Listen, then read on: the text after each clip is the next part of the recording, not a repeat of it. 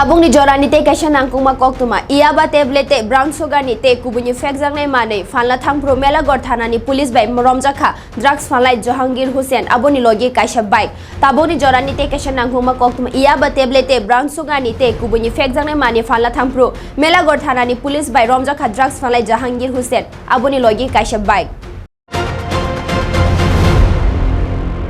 মূলত আজকে রাত্র অনুমান 11টা নাগাদ আমাদের কাছে একটা গোপন খবরের ভিত্তিতে একটা ইনফরমেশন আসে যে TR07C 4793 লাল রঙের একটি টিভিএস অ্যাপাচি বাইক যার ভিতরে প্রচুর পরিমাণ এনডিপিএস আইটেম থাকতে পারে।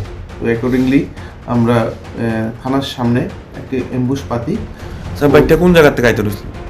ওই বাইকটি সোনামুড়া থেকে আসছিল আমাদের কাছে ইনফরমেশন। আচ্ছা আচ্ছা, ওই মোতাবেক আমরা থানার সামনে নাগাতে আমরা এমবুশ পাতি এবং ওই ব্যক্তিকে আমরা ডিটেন করতে পারি। বাইক চালককে আমরা ডিটেন করার পর ওর থেকে জানতে পারি ওর নাম জাহাঙ্গীর হোসেন, বাড়ি রাঙ্গামাটিয়া, আন্ডার সোনামুড়া পিএস।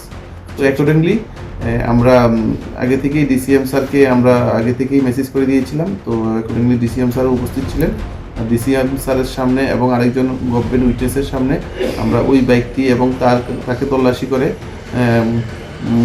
সর্বমোট 1000 ইয়াবা ট্যাবলেট এবং 10 গ্রাম ব্রাউন সুগার আর কিছু ক্যাশ টাকা প্রায় 11,000 টাকা এবং একটি মোবাইল তার কাছ থেকে উদ্ধার করি, যার বাজারগত মূল্য হবে 2 লক্ষ টাকা। এরপর আমরা অল অপারেশন প্রসেস কমপ্লিট করার পর আমরা একটা এনডিপিএস মামলা গ্রহণ করি।